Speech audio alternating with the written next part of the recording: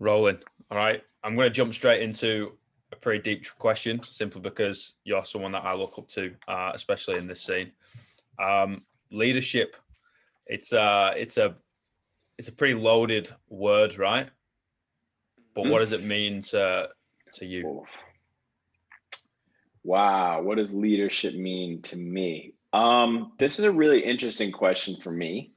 And it's because it's something I've looked more into in the last couple of years and thought about more. And I think it's also a definition for me, especially as I've had different mentors in my life, learned different things from them, been a leader in different positions. It's kind of changed. Um, you know, to some extent, and man, there's so many pieces here. In the simplest way to me, a leader, I think it's a really important thing to me as a leader, and what a leader is someone who works with one or more other people to achieve a common goal. And I think and this probably goes into less of what is a leader, but important characteristics that I think a leader has. But I think what a leader should have is the ability to recognize what they don't have in themselves, who around them does it better, and then use their resources to uplift those people so they can all reach that common goal. And that's maybe an imperfect definition, but those are probably those three main things of working together with a group, recognizing your own strengths and shortcomings, and then using your skills to uplift the strengths of others to help everyone achieve that common goal. I think those kind of three buckets are three things I think about are really important when it comes to leadership. So, and like I said, that's something that's definitely changed for me over the years. And the list of qualities I think allow somebody to be an effective leader is probably more numerous than that. But I get a little frustrated sometimes in my own head with that definition, because I think the more I've looked at myself, the more I've wanted to be a good leader, the more I've found myself looking and learning leadership lessons from people who I don't think would claim to be leaders or claim to put themselves out there as leaders. But I think there are so many places to learn lessons of leadership. And what I mean by is, like, a good example is, like, imagine somebody who is taking like command leadership. They're put in a position of leadership. They're instructing others what to do, versus someone who just acts the right way, quote unquote, or does the right thing, or you see somebody do some random act of kindness. It's like, I don't think that person walking across the street and holding open the door or helping somebody who dropped a grocery bag is imagining themselves as a leader in that moment. Like, well, I'm going to lead and help this person pick up their grocery bag, and we're going to pick up their grocery bags together. They're just doing something that feels right, the next right thing to them. And when I see stuff like that, I'm like, oh, that's a really cool lesson of leadership. Or maybe it's a lesson of a quality that I want to have as a leader. I'm not quite sure which is which, but I struggle sometimes with that notion of a leader is a single person who is motivating a group. I don't know if that's the exact right fit, but at least in my head, those are the scenarios where I find myself most as a leader, is trying to coordinate multiple people to accomplish a specific goal. But that's a lot. It's probably more than you needed. But I learned lessons of leadership I feel are elsewhere, and I don't. It's hard for me to like pin down the definition of leadership. And I don't think there is one. I think that's the whole point, Yeah. right? Because everyone, like you said, there's no perfect definition of leadership, but I think it's ever evolving. Like, as we learn new things and meet new people, right? Like, it's like, oh, I'd never even would have thought of it that way. Okay, I'm gonna take a little bit from there, take a little bit from there, and then you create this like little hybrid definition, and then the next day you learn something else. It changes. But something you touched on that literally knocks me for six every time is like someone doing something, like the doing of the deed, if you want to use Yeah. the man in the arena quote. Like that to me is like, okay, cool, you're doing it. All right, that's leadership to me, rather than sat at the back or sat at the front and be like, hey, I'm going to do this, or it'd be really cool if we do this. It's like, well, ifs and buts never get anything done. It's like actually doing the work gets the work done. Yeah. And yeah, I think you touched on a really important point of just like, oh, someone with the grocery bags. Like everyone can be a leader, right? And this is also a beautiful like point of our job. Like we get to stand at the front and 10, 12, 16, 30, two people in front of you, they're all leaders to us rather than just we're just one leader to all of them. I think Yeah, that's one of the greatest things of our jobs, right? I think so. Yeah, I mean, from the coaching perspective, it's funny because listening to you talk about it, we define technique as the movements and positions used to accomplish a task. And what's interesting about that definition is it's pretty like blah, it's pretty basic. Mm. But what's really cool about it is it leads open the opportunity for us to qualify it and quantitate, make a quantitative assessment of it in the terms of like we could have effective technique, we could have ineffective technique, we could have good, whatever that means, technique, we could have correct, we could have bad. And I think sometimes I wonder if there's this definition of leadership that kind of falls in, to this bucket where like a really useful operational definition of leadership is pretty simple, but then it allows us all of these ways to evaluate it.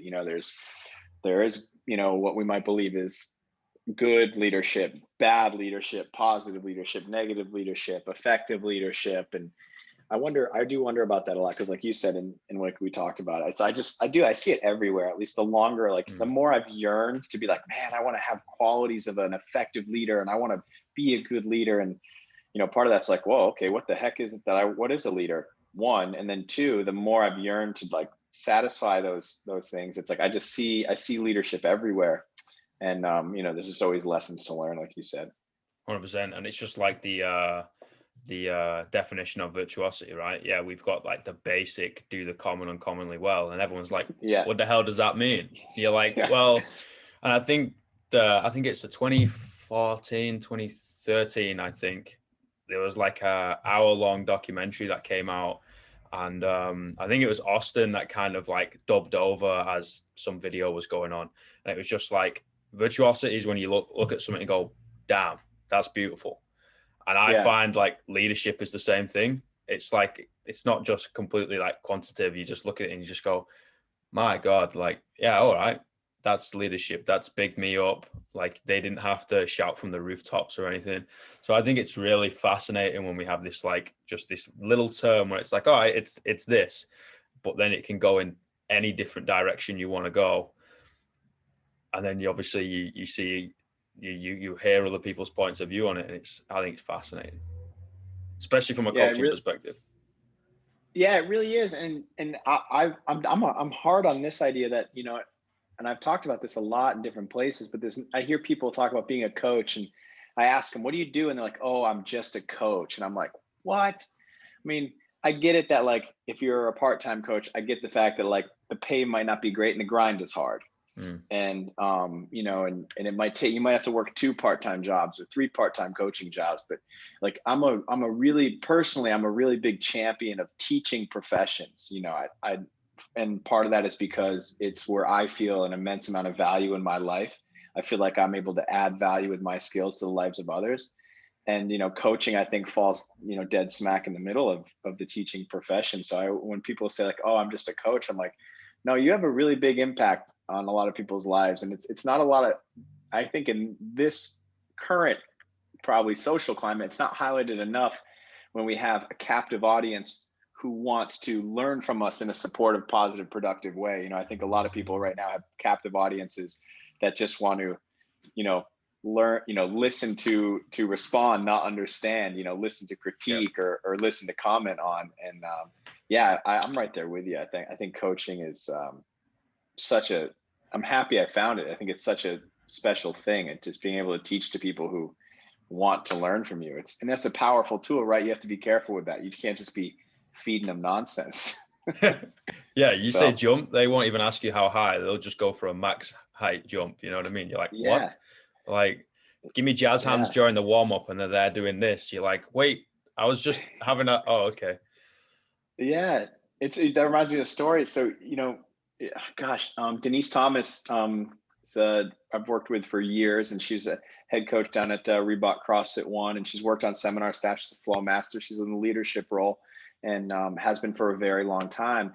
But I remember one day we were in a class. She was coaching a class, and she told this. I think we were doing push press, and she told one of the members something to the extent of like, "You're not allowed to drop that bar." Or you're not allowed to drop that bar until you get 4 reps. And Denise is a great coach, and she's a compassionate coach, and she's a caring coach, but it just shows, so anyway, the kid's going through his 4 reps, and you can tell he's struggling. He gets to his 4th reps, and Denise is like, hang on to that bar. And he brings it down, and it hits him in the chest. And it was one of those things where like it hit him in the chest and his legs sprang up in the air, like a seesaw. And it was like one of those things where if you didn't see him in front of you talking to you, telling you this story, you would have thought he was dead. But it was this, and Denise went over to him and she said, why did you not drop the bar? And he's like, because you told me not to. And it's like, man, I mean, it's just, you think about that. And it's such a simple, small example. And, but it does remind you, it's like you do have a huge effect on people's lives. And even if it's an hour in a day, and even if it's something niche like fitness, but it's like, man, you don't always realize the impact you have on other people. Sure, and you've got to be really careful, like the choice of word you use, right? Because some people take that word and they just completely run with it. And there's been times where I'm like, I want you to dig yourself in a hole. This is complete lactate, and they're like, okay, cool. And then they like put themselves in a grave. You're like, oh, I mean, that was a bit too much, mate. Like, you have a job in the morning, you've got to go to, like you work a labor job, like calm down, sort of thing. Oh yeah. Oh, it reminds me of sometimes. Yeah, I had a member throw up and shit himself at the same time. Oh my! I thought only iguanas could do that. I have no idea how he did it. He must have been a little bit ill. Like, yeah. But he came back out and I was like, you know what? I got so much respect for that because you put yourself in that hole for your class, right? And for me at the front, I was like, no, you can sit out the last set. Don't worry about it, sort of thing. Yeah, go change your trousers. Yeah, calm down. You don't have to get back on the rower. I know, right? And that's the thing. It's crazy to see. Not crazy. It's really amazing to see people's willingness to go and do what they what you tell them when they really believe in you and they trust your best interests. You got to kind of check yourself too. Like, sometimes if you're being like a little glib or just, in my head, there are sometimes where I'm like, I wouldn't listen to myself, which maybe this is a bad thing as much as other people might, And so it's like, I'll just say stuff like, oh yeah. And then like you said, you'll watch them do something and you're like, oh, that's not really what I meant. Yeah. But, yeah, it's a super powerful tool and demands a lot of respect. And it's a lifetime learning process, and it's something I'm excited to learn about more. And clearly you are too, the older I get and the more I learn, the more I'm like, wow, I need to know even more now about leadership and motivating people and teaching people. So it's Pandora's box, right? It really is. And like from an outside looking in, you're like, oh, I teach an air squat and we kind of use a barbell. You're like, oh, okay, good luck, sort of thing. Like, yeah, you teach the movements, but then you coach the individual. And human beings are so frigging complex. Like the amount of times that they come to you and then they'll like, I don't know, entrust you with something psychological that's going on. It's like, oh yeah, right now you're no longer a coach, you're a counselor. Like, what do you mean? I didn't sign up for this. I was like, yeah, but they're trusting you. So good luck. A lot of trust too. Yeah. Yeah, a lot of trust. Yeah, I really do believe that. I think especially coaches who do it well, like I think they have a really hard job and I think they have an incredible soft skill set. And it's not just the knowledge of the movements or energy systems or programming or variance or muscle structure. It's that the best coaches have like this intense and amazing emotional intelligence and their interpersonal skills are off the charts. And at first, yeah, I definitely, you get into it. The first time you have a moment like that, you're like, wow, I never signed up for this. Like, I didn't know this was going to be the case, but it's very cool.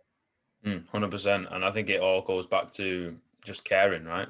Like if you don't care like an ungodly amount, like just don't get into the industry or like maybe dip your toe in the water and figure it out. Don't just jump straight in and start doing like 15-hour days or something crazy. Yeah, it's definitely hard, I think, and I think that's probably a mismatch with it, right? Like what I think is super cool, especially about something like a training methodology like CrossFit, is I think it is really accessible, and I truly believe it's really safe. At least in my, you know, 13 years now of doing it, 10 years now of coaching it, I do believe it is really safe. But it's like that can kind of trick you, right? Like you can think you are a lot more effective slash better than you are. The program works well even in when misapplied.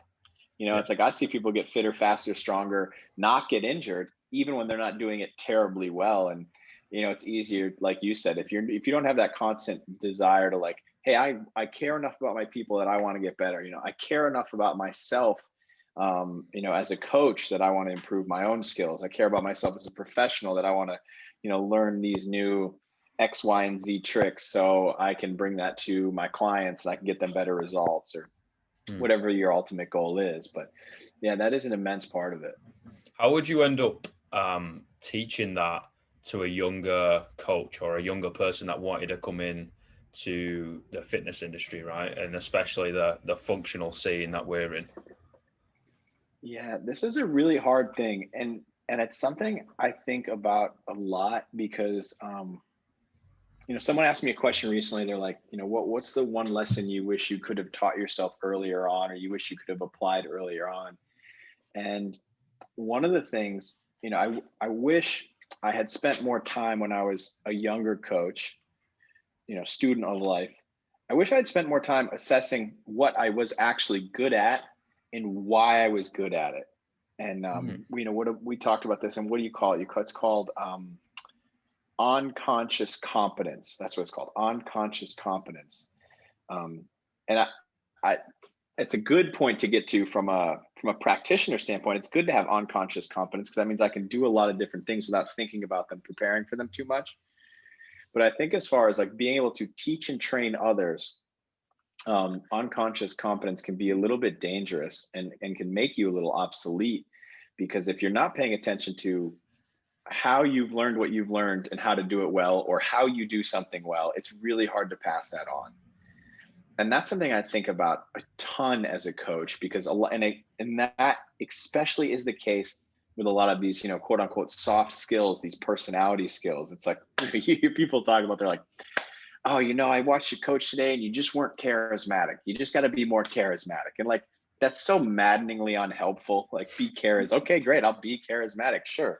Um, you know, and how do you teach somebody to do that? I think from a practical standpoint, you know, one of the first things I think that is important to empower new young coaches with is, and looking back on it, I was in an environment where I had a lot of mentors who just did this to me. And now I don't realize it until now, but they did a really excellent job of giving me space to make mistakes, to learn, but they did it in an environment where it was constructive to make mistakes. So if I made a mistake, they weren't beating me over the head. You know, it was, hey, that's not quite the way to do it. Here are some other ways that you could try it. Go out there and try it again. You know, it's like they gave me guardrails. Yeah. And I think you can do that for yourself too if you're not in a space with a lot of mentors. And I personally feel like that starts with this notion of accepting the fact that regardless of what we're going to do, like whatever our job is coaching, but it doesn't matter if your job is coaching or being a computer programmer or learning how to ride a bike, whatever the skill is, it's just giving yourself this acceptance that you are a human creature. You're gonna make mistakes. Um, Everybody around you that you see is great, regardless of what sort of bravado they carry, have made a lot of mistakes. And it's not going out there and making mistakes that is the goal. It's understanding that mistakes are going to happen when you push yourself to get better. And the best tool set you can build is being able to accept mistakes, look at them objectively, learn from them, and then think about what could I do differently next time. And I 100%. and you know, it's like that makes sense to me, and I don't always know how is the best way to engender that in someone, but I think, you know, giving people permission to be young professionals and understand that all professionals make mistakes, and on the pathway to being really great, you have to make mistakes, take time to learn from them, and give yourself a chance to be better Mm. than the mistakes. And if you can be in an environment where you have mentors and teachers who do that for you, it's amazing. I count myself seriously lucky to have been around people like that the majority of my life, at least in a career. So, and that's looking back on it, that's kind of one of the biggest things I notice now. And I think it's important for younger coaches who want to really be good at this skill to have. Yeah, 100%. And like having those like garden posts is something I absolutely love, because it's like, all right, cool, because there's many ways to skin a cat, right? There's so many different ways to do it, and especially there's so many different learners within one class. So you could have that mentor turn around to you and be like, okay, cool, name me 5 different ways you could coach that class. And then Yeah. obviously you break it down. You're like, okay, I could do this, I could do more of this, less of this. And I'm like, all right, in the next 3 weeks, coach one class in each of those different ways, and then dissect whether it went well and whatever, and then the synergy of the people within the class, because that's obviously if the people in the class are different, then the way you coach needs to change and adapt a little bit, because some people might not understand the words you use, some people might be a little bit more visual, or any of that sort of stuff. But just having the rein and the slack to be like, try it, because like members love it. Or especially what I've seen is like, you trying all these different things, I'm like, well, 4 of them are going to be like 80% good, 20% probably wasn't the greatest, but you're trying, and it clearly shows that you care. And then you end up nailing that one class. You're like, wow, that class was on fire from like minute 0 to minute 60, and members are still coming back to me and like, oh, I really appreciate the way you said this or went this or whatever. And that only comes because you tried the 4 other different ways and it didn't kind of work out the way you wanted it. And then you're like, all right, cool. Have the strength of character, but also the confidence instilled in you from the owner, from senior coaches, from members, and just being like, hey, try it. Why not? See what happens. Yeah, no, it's you hit it dead on too. Like members watching you try to get better, it's like that. I really think it's like like an honest willingness to like make yourself better, in the service of others. That's obvious to the people you serve, like you said. It's like they do. People see that, and they see like, oh, he or she's trying to work on themselves. They're clearly trying to get better. And I think that's contagious, especially in our environment too, of like fitness, like personal improvement. Like that's contagious to members. They're like, I want to do that too. Like they remember, like that's why I'm here. Mm. And I think that's a really important. I think that's a really important thing. And it's cool when I, it was cool in my memory to when people were like, hey, last time you coached me was 6 months ago, and like, man, that class was great now. And it's like you've changed so much. In the same way that like you go to one of your members and you're like, hey man, I remember when you first came in and your air squat, you were really struggling with that, and now it's like your air squat looks great. Just to share in that process is very, very, very uplifting. It's a genuine thing too. It's super uplifting. 100%. 100%. Yeah. Yeah, someone ever came to me and was just like, hey, like, yeah, the way you've done that, or I can see you're clearly putting in a little bit of extra time and work, and it's really paid off. So I appreciate it. You're just like, that's all the satisfaction you need, right? That is everything you need. I've helped this person. I've helped at least Yeah. one person. So all that work behind closed doors is worth it. Yeah, I agree. Yeah, I agree. So like running an affiliate. Are you running an affiliate at the moment? Yeah, we currently have an affiliate here in Boston called CrossFit One Nation Boston.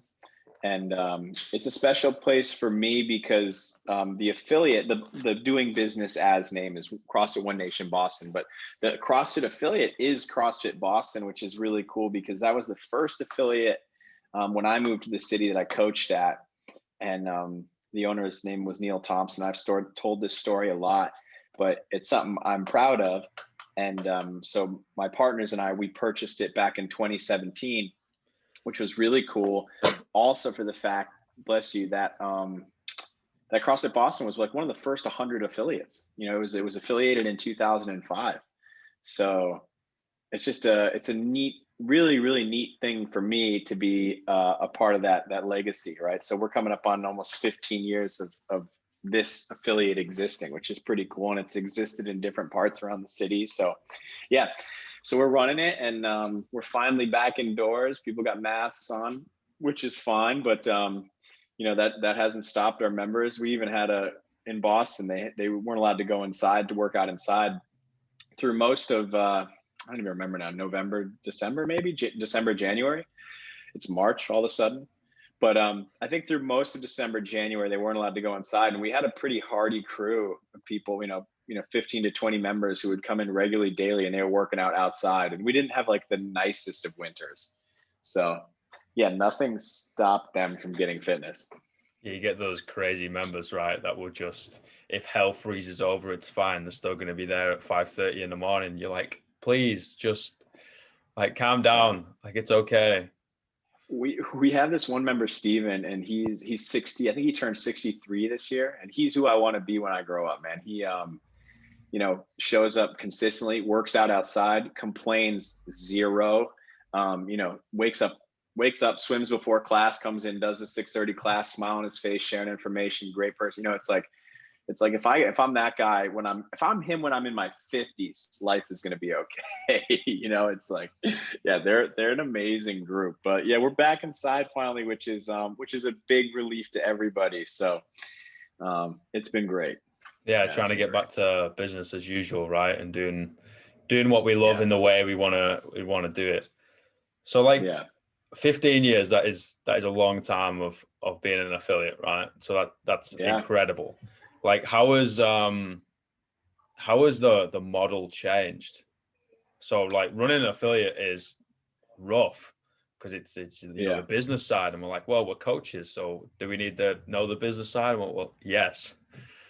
yeah, yeah. I would say, that's probably the first biggest thing I would point out. And I think that's always been there, but it's like, I think it is enough to go into this job with passion and to just be like, I really want to teach people about fitness because I love fitness and I love how it affected my life. I mean, that's why I started. I had no desire to be a coach. That wasn't what my university training was. I was just doing it as a part-time gig because I liked working out. And then, fast forward now, and can't imagine my life without coaching. It's good. I'm sure you can relate to that. But so I think it's enough to just be passionate. But I also think the one other thing you need is just know what you know and know what you don't know. Hey, I'm super passionate about opening a gym, and that's what's going to drive me to coach every class for the first year as I open it and do a 5 a.m. class that I'm going to coach. Like, it's that passion that gets us to do and gets us over those humps to do those things and make those Herculean efforts to get it done. But it's also really, really crucial to know what you don't know.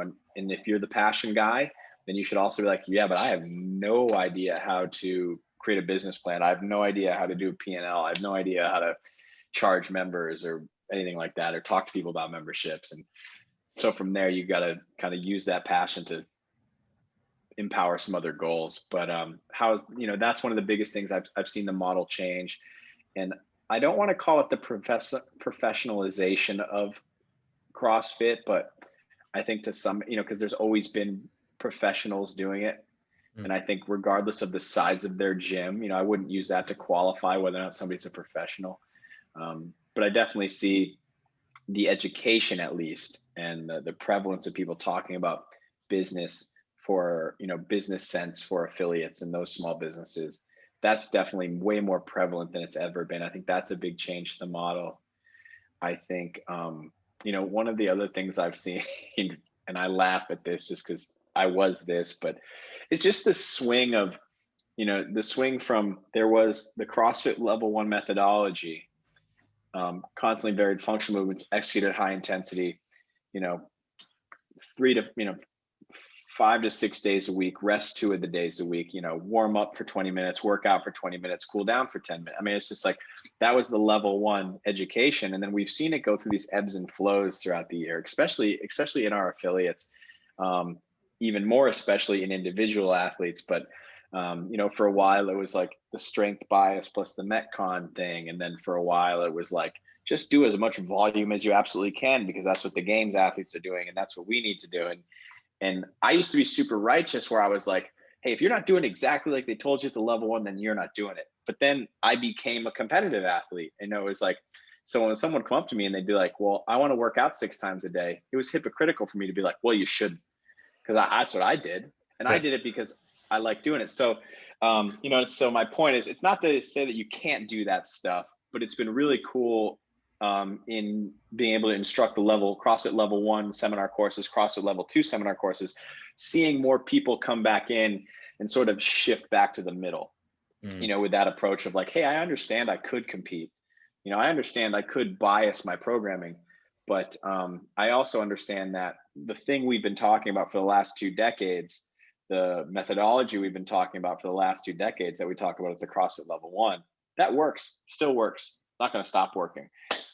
Doesn't mean you can't want more or do things a little differently, but it's been really cool to see that shift back to middle of people really understanding, believing, desiring for like, hey, I want to just do that basic 1 hour a day, approach, and change it up throughout the week and rest here and there, and then use my fitness to go outside of the gym. It's been really nice to see that shift back toward the middle. So those are probably 2, there's more, but those are probably, other than just the growth of it, that's the obvious one, right?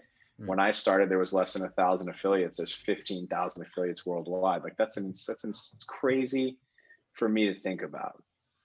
The fact that you could go walk around almost any continent rocking a CrossFit shirt, and there's a good chance you're going to bump into somebody else who does CrossFit is something I never, ever, ever imagined until it happened. So, those are the biggest changes I see. Rule number 1, right? Tell someone you do CrossFit. Yeah, exactly. Right. The hardest part about hanging out with people who do CrossFit is they never stop talking about CrossFit. Yeah, picking their calluses and oh my God, did you do that workout the other day? I was like, can you just shut up working out? Like, we're here for a beer and you're talking about fitness, please. It's like, well, it's interesting. Yep. How many macros do you think this is? Yeah. Not just drink it, man. Just drink it. Just get it in you, mate. Yeah, I think the programming is a really interesting aspect, right? Because I think human beings were pretty daft. So we like to go to extremes. We like to push the boundaries. So it's like a pendulum, right? You grab one side and you throw it up to one side. You go, I'm going to go super strength bias. I'm like, why? Because you've seen Louis Simmons on West Side. He's a powerlifter. Or you've seen the weightlifting. Well, that's weightlifting. Or you've seen gymnastics. Well, that's gymnastics. We kind of like dabble in it all. And then it will swing the other side and be like, oh, well, the games do 1 million workouts in the space of 12 hours. So I need to do that. I'm like, yeah, but they don't do that all year. Like if they did, they would break. Eventually it starts to centralize, and they're like, oh, well, I did this and it worked for a while and then stopped working. And then I did the other one and the same thing happened. But then if you sit slap bang in the middle, guess what? Like, you're going to, it might be progress is slow, but you're going to continue on that linear progression or as close as damn it for a while. And I think that's hard, right? And I definitely fell into this trap, and I fall into this trap with other things that I pursue and want to do. But it's like this idea of like, all right, I'm starting this new thing. I'm going to be the first person to finish this thing and beat this thing and win this thing fastest. And I definitely think it's easy to bring that mentality to your fitness. And then you start to realize like, oh, it would be even cooler if I just had a long, slow, gradual level of improvement throughout my entire life. It would actually be an epic bummer, I think, if, at 25, you do 1 week of workouts and you do 7 workouts a day. And then all of a sudden after that week, you've got all the fitness you're going to need for the rest of your life. You don't have to work out again. And I think sometimes it's easy to get stuck in that mentality of like, that is the goal. Like if I do more, go faster, bias this, bias that, then I will beat the game. I'll beat the game of CrossFit at some point and I'll be done with it. But it's like, I think the reason a lot of us got into it was to try and derive a quality of life that was long lasting. Yeah. And, that takes a little consistency and a little discipline. It does. And it takes a lot of tripping up, right? It takes a lot of going too hard and, you've done overhead movements 6 times this week and it's Tuesday. No wonder your shoulders are banged up. Like, we need to probably calm down with that. Or you're hitting like an insane amount of volume and not doing any mobility and not sleeping more. And then you've got a stressful job. And it's like, well, why is this working? I'm like, why do you think? I want to Yeah. muscle up. Okay. Can you do a strict pull up? No. Then why do you want to No. throw yourself over the bar? Like, that's not a wise idea. If it goes wrong, Yeah. like, you're screwed. Yeah. Because it Um, looks cool. it But looks it's cool, it yeah. is. It's such like many things in life. Like it's just it's a journey. And the consistency long term, the other half of that is not even just working out too much. It's working out too little, and it's just that's something I have worked on and dealt with, since stepping away from competing. And this was 3 years ago, 3.5 years ago. Um, is like, is it still worthwhile training if the goal isn't to just win the games? And it takes a while. Like if that's been your sole goal, or you've had an attitude like you either do something at 100 miles an hour or zero, it takes a while to be like, hey, all you got to do, man, is what you did before you competed, is show up, 5 times a week, work out consistently, enjoy it because it makes your life better. Enjoy it because you're not a turd when you work out. You're in a better mood. You're a nicer guy. Yeah. Just understanding that half of it too. It's like the flip side of it. It's not the overindulgence, but the underuse of the tool. Allow it to provide and improve your life, right? Rather than take things away. It's like now we use this fitness realm to be better humans outside of the gym. Like no one cares. Matt Chan said some of it years ago, and I thought it was fantastic. Where he was just like, no one cares like what split you can hold on the rower. Like it's all about what you can do outside of the gym. Like Yeah. people within these four walls might be like, yeah, good job, dude. I give you a high five, and then when you leave, it's like, well, what is it? Yeah. Use it And to it's true. gain. Yeah. And at all levels, it is true. It's like, it is impressive. I'm impressed by, to this day from athletes in the gym. But what I'm always most excited to hear about is when, I see the person who just, PR'd their squat comes in and tells me that like, hey, I was able to wrestle with, my kids this weekend for the first time in a year, or I was able to, I carry the groceries in and every night and I don't worry about it. Or I deal with, this, how, something, whatever. I was at my job and I didn't get hurt because of this. And I think that's like the most important thing and the most exciting thing to me. And sometimes it's easy to get lost in it, right? And I think that comes from sport because, like, modern day sport, like, everyone wants to play pro ball, right? Whether it's Yeah. American football, whether it's rugby, whether it's whether it's, European football, whether it's hockey, whatever it is, everyone wants to go pro. So what is the mentality of a young lad or lady that doesn't necessarily have the greatest of mentorship, if any? It's like, oh, I'm just going to outwork everyone because that's what you should do. I'm like, that's true, but it doesn't mean you should work out every hour of the day, all day, and not know what you're doing. And then when they Yeah. come into the CrossFit scene, usually they get tied in with the whole competitive stuff simply because they were a competitor or they were an athlete. Then they adopt the same mentality, right? And it's like, oh, wicked. Now I get to go hard and coaches tell me to go hard. Okay, cool. I'm going to do like double sessions, double days. I'm like, mate, why? Are you making money from this? No. Well, what are you doing? Oh, I Yeah. might be able to go to the games. I'm like, yeah, you might, but like, let's calm down a little bit. Yeah. Or is that even what you want to do? Yeah. And I think too, like we were talking about, it's like, I think the secret is this, and is that, you know, you will still get, all of us, 99, I'd say all of us doing CrossFit, regardless of level, games level, not games level. Like, I think if all we did was, warm up, one workout, cool down 5 days a week for the rest of our lives, I still think we all get fitter. Yeah. I think that's the secret you lose sight of. It's like, regardless of what the goal is or isn't, it's like that still works, which I always is like, it's an amazing thing to me. It's like I'm a believer of the program. Obviously, I've been involved with the company. I've been involved with the practice, the methodology for 10 plus years. But there are always moments where I remember that I'm like, oh yeah. Or like, I won't have worked out for a couple of days, or I'm having a bad day, and then I'll go work out and I'll finish the workout. I'm like, oh yeah, I do feel better. It's like you just forget. It's so easy to get lost in all the other stuff or your other goals, where you just forget about, you know, how simple it can be, or Mm. straight. I shouldn't say simple, how straightforward it can be.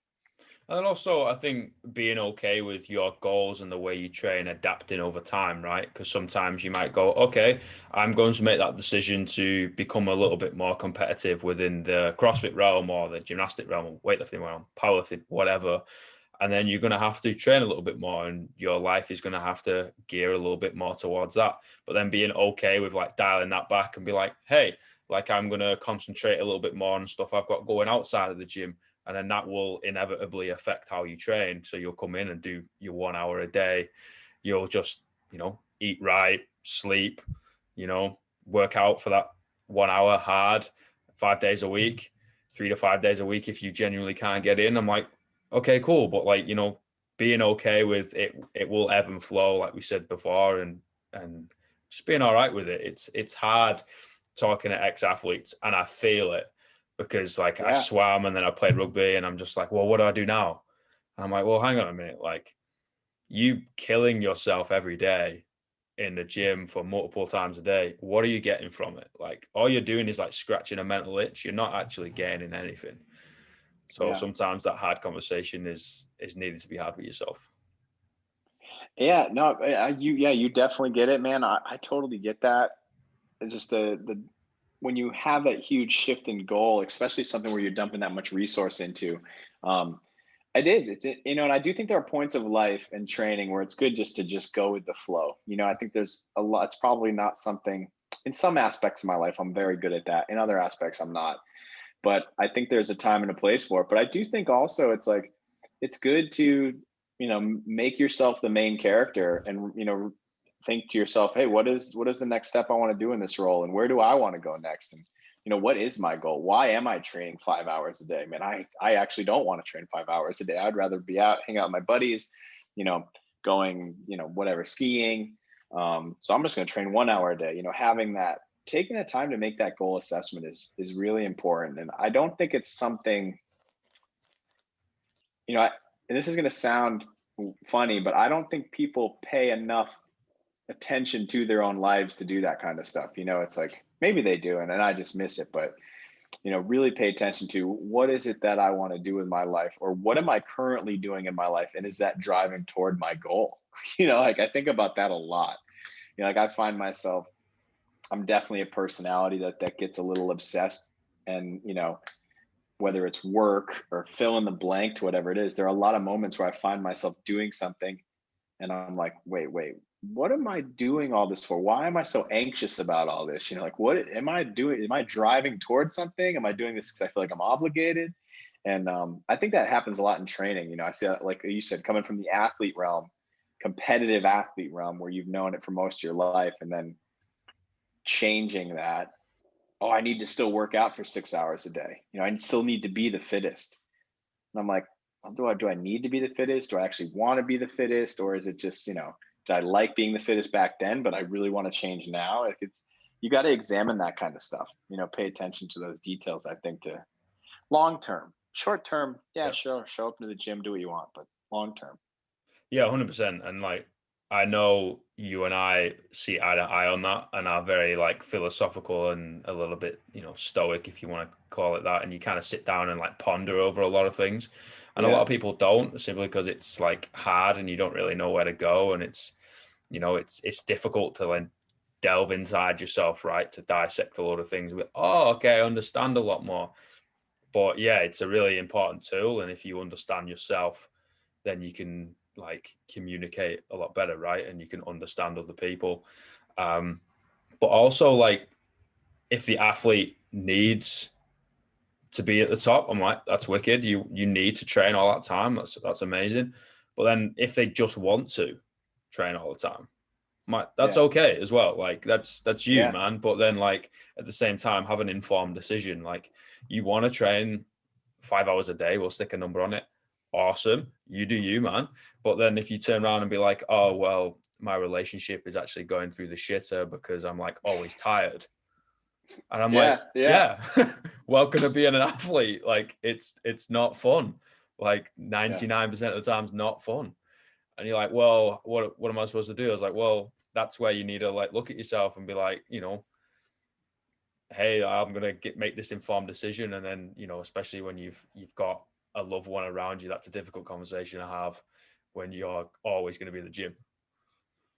Yeah, that's actually, it's funny you say that, the relationship thing. It's one of my favorite things when in our sport, in any sport, but in CrossFit, when and it was cool seeing Matt Fraser retire, and it was cool seeing him say things like, I haven't gone on a date with my fiance or had a real date with my fiance in, X amount of years or X amount of weeks, or, I don't remember the last time we went on a date, and I don't remember the last time I went out with friends and did this. And I think it's really cool to hear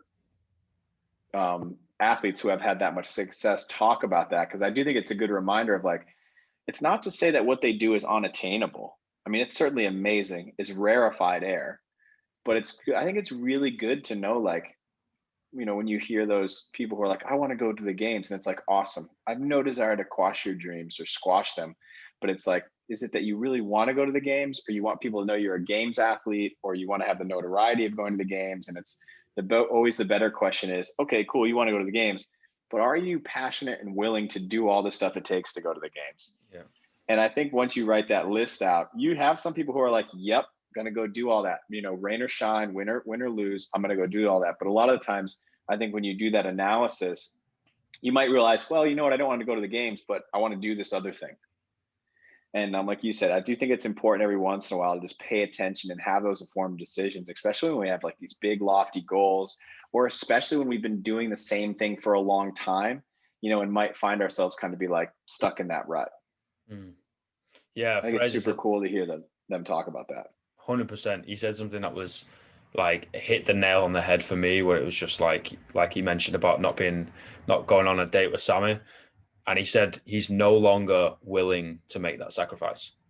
Yeah, And which is I'm like, cool. It's a really cool thing to hear. really cool thing to hear, because I'm like, okay, cool. Like, you were willing to do that. You had that conversation. That's how your family structure is. And now for your family, you're no longer willing to do that. And having the confidence to make the decision, and then also make the decision to not do it. I think he couldn't have done it better. He could have just turned around and be like, nah, I'm the best. See you later. You know, Yeah, which is, some people do in some sports, which is cool. That's their decision. But shedding a little bit of light, have been saying, hey, like, we're in the realm of fitness, so we've got to be able to do everything. Like, I'm no longer willing to like structure my entire life and the lives around me to work out. At the end of the day, yeah, it's adult PE.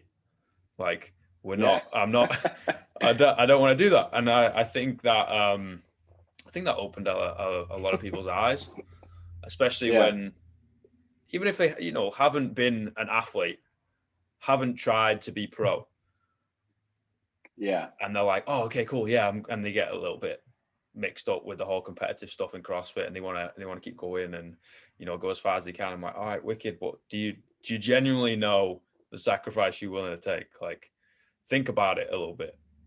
And if yeah, you think about it and you're still willing to take it, incredible. I'll do everything in my power to help you get there. Let's go, sort of thing. But like, have the informed decision and be like, yeah, like, there's going to be days where like it will affect other people, and you need to be all right with that, and so do they. yeah, Um, yeah. And I don't think it squashes. I don't think it's like, I don't think you're going around squashing people's dreams by having them work through this process, or at least nudging them to think about, like, hey, like, maybe really evaluate what things are you willing to sacrifice to get there. Because I mean, excess takes success. Like, if you want to be really excessively successful as a CrossFit Games athlete, there needs to be some other vehicle of excess that's going to drive that. Like, you're not going to become a the most winningest individual CrossFit Games athlete by being pretty balanced in every area of your life. Like, it's not the way the math shakes out. And and I don't think you go around quashing people's desire and excitement by saying, like, hey, what sacrifice, if that's something you really want to do, what sacrifices are you willing to make to get there? Or what things are you willing to do to get there? Because sometimes I think in that analysis, people actually might realize what they're more passionate about, or they might realize, actually how to drive to a nearer and more satisfactory goal. I had a friend. I was a crappy high school student, and I liked high school. I liked talking to people. I liked hanging out. I liked all that stuff. I didn't like the academic part. And there was a college I wanted to go to, and I said to one of my friends, "Hey, I'm going to go to this school," and he said, "You're never going to get in." And I was so mad that he said that to me because he was a really close friend. I worked really, it made me reassess my goals, and it was like, well, right now he's right. I'm probably not going to get in there. And it I looked at what I had done. I looked at what could I do now in order to drive toward that goal, and I did everything I could to get to that goal. And turns out I didn't end up getting into that school. But the schools I got into, I had all these other crazy awesome opportunities. And I was able to get a lot of financial aid and a scholarship. And it brought me closer to Boston, which ultimately brought me closer to CrossFit. So it was like, in pursuit of that one goal where I was able to look at like, well, yeah, absolutely, I can get in. And when he said that I can't, it made me analyze like, well, why can't I get in there? What am I not doing? What am I willing to do to get in there? Because I kind of was in a spot in high school applying to college where, yeah, he was right. Like I wasn't in a good spot to go to get accepted anywhere. And it turned out it worked out very much in my favor. But I think only because I was like, all right, well, he's right. It is a reach for me to try and go there. What am I willing to do? What am I willing to sacrifice to try and get there? And along the way, I think it led to something, at least in my opinion, led to something pretty good. Yeah, 100%. Which And is like, cool. the real conversations are always needed to be had, and most of the time, the real conversations are the hard conversations. And it's hard to say, it's hard to hear, but at the end of the day, like it's that's where you're going to benefit from the most. Like everyone can kind of tiptoe around you and be like, "Oh, it's okay, like don't worry about it," and then you get to the end, you're like, "Well, you didn't tell me," and then you get in that whole blame and negative circle. Or you could just say, "Hey, you're not going to do that." Why? It's like, well, Yeah. because right now you're not doing the steps towards it. Like you're not taking any steps towards it. It's like, oh, well, that could annoy you and light a fire underneath your ass, and you go and do it, and then turn around and see in hindsight, you're like, oh, I needed that conversation. I appreciate it. Thank you. Or you could be, in the moment, if you are a crazy individual, which I'm not, I'm super passionate and I'll probably need about half an hour, and I'll turn around and be like, oh, yeah, thank you. Like Yeah. I appreciate your honesty, but like I kind of just needed to go for a walk or whatever, slang and bang a barbell. And just be like, oh, I really appreciate your like 100% honesty. That shows that, you respect one, the relationship, the friendship or whatever. And then two, like me as a person. Hard conversations, mate. They're hard to have. Yeah. Funny that. But and it's funny, it kind of goes back to what we were talking about though. It's like, how do you create, in a coach like that desire for care and that, that ability for growth. And it's like, if you have that skill set of where, you don't have huge expectations and don't hold on to resentments when someone has a hard conversation with you, it's like, Yeah. someone says that to you and you're like, oh, cool, Roger that. You're right. I probably couldn't go to the games right now. Or yeah, going to the games is going to be really hard. I better get my shit together to figure out how to do it. And or if you can have a mentor group or a friend group or significant, who fill in the blank, whoever's on your team, who can, where you have learned that lesson of, don't take everything personally.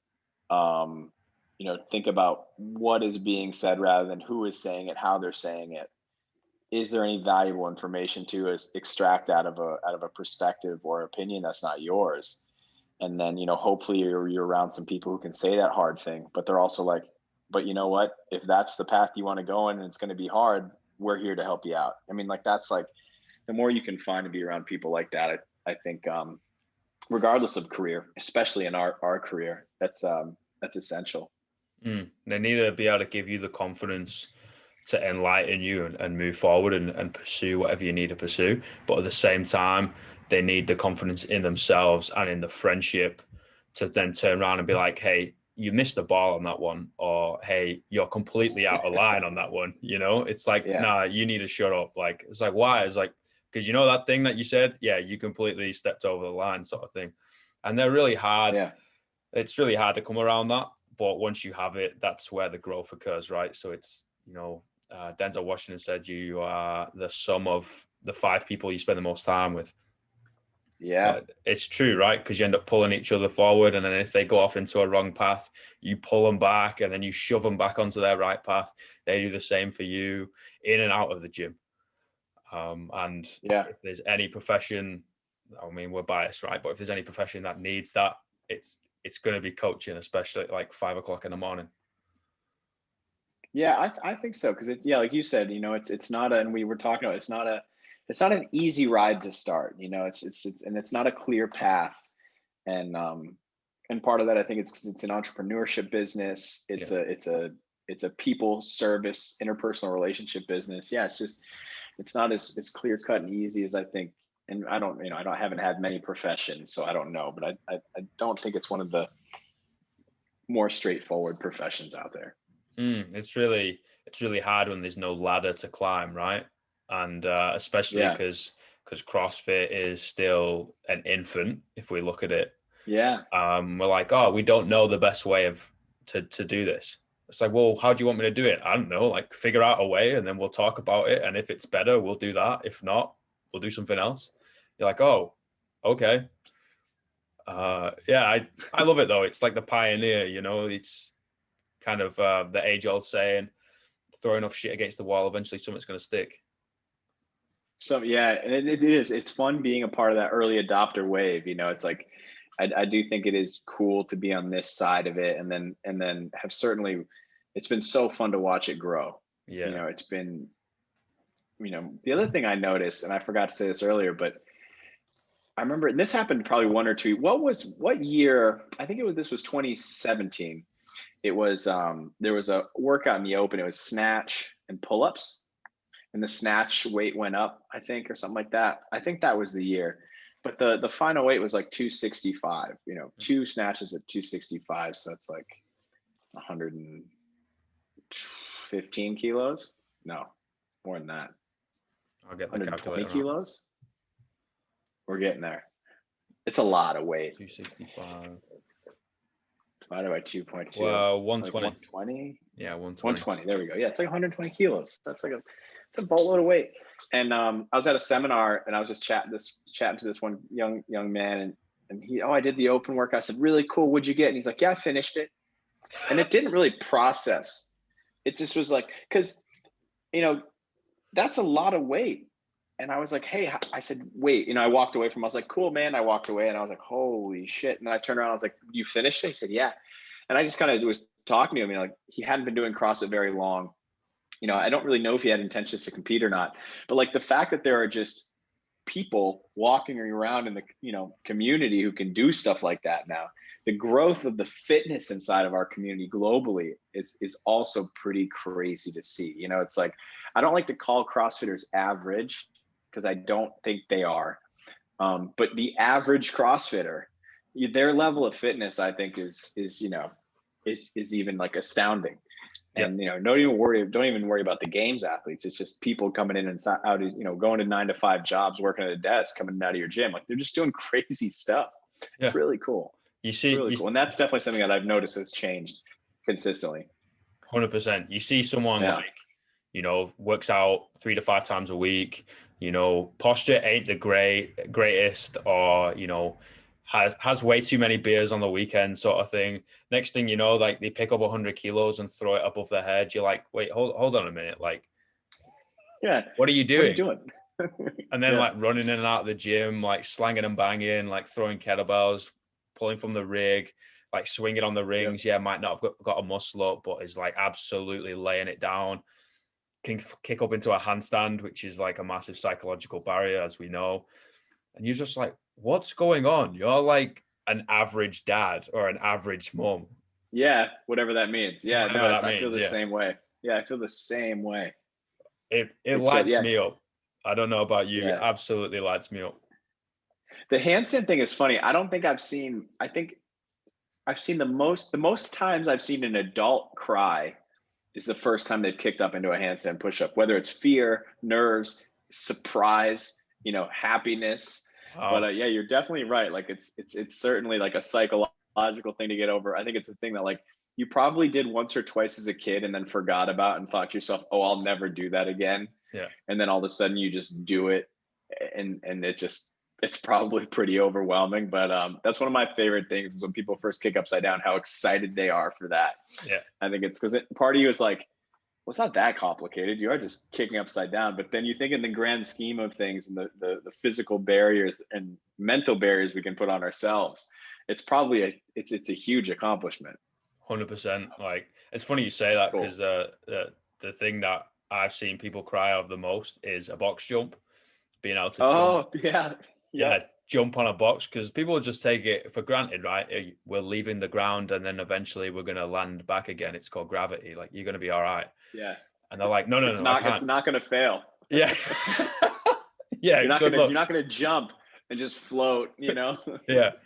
And they're like, no, no, no, I can't do that. I was like, what do you mean? I was like, no, no, no, there's no way I can do that. I was like, okay, jump on the spot. They jumped on the spot. Like, so you can jump, but I can't jump on that. I was like, all right, we'll start low. And then like the first time someone jumps onto like whether it's a 20-inch, 24-inch, whatever it is, it doesn't matter. They land on the box, stand up and turn around, and they're like tearing up in their eyes. Oh, it's awesome. Yeah, yeah, you're right. Box jumps is another one. I forgot about that one, but that is very true. And they like just they get that they like run up to it, and then all of a sudden it's like they ran into a wall. They just freeze. Yeah. Yeah, no, box jumps are yeah, same thing. Yeah, there's a lot of there. You know, there's a huge pleasure as a coach to see people get so excited over something that seems so simple, um, but is and for them may not be at the time. But it's very very cool. And then also the practical element, It's right? very very cool. You see a wall and you gate vault it or jump over a wall or whatever, and like the amount of times I just hop over a wall and don't even think about it, and everyone's like walking around to thing trying to find the style to get over, and I'm like, what are you doing? Like, just hop over the wall. It's like 20 inches or whatever. They're like, oh no, I can't. It's like, what do you mean you can't? Like, you can step on it. It's okay. And then you see people just being able to do stuff outside of the gym, like it Yeah. makes it incredible. All right, brother. I really appreciate your time. I'm gonna have to Well, shoot. it's interesting you say that. I mean, that was definitely the mo. Oh, okay. No, no, no. I Go got on. you, man. What Thank were you. you saying? What were you saying? What were you saying? Oh, sorry. No, I was just gonna say, like, it's funny you say that. The thing I noticed about my mom, like my mom, is as she got fitter, and she started CrossFit at 54. She's 60. She just turned 61 last weekend. The physical stuff changed, but emotionally, psychologically, she was a totally different, mentally, totally different person now. Like confidence-wise approach to things. It's like it's cool to have your 61-year-old mom talk trash to you in a workout, but that's like the tip of the iceberg. There's just been so much different about her now that has nothing to do with how her body changed, just from the success and the consistency and the discipline of it. I absolutely love that because my mum's exactly the same.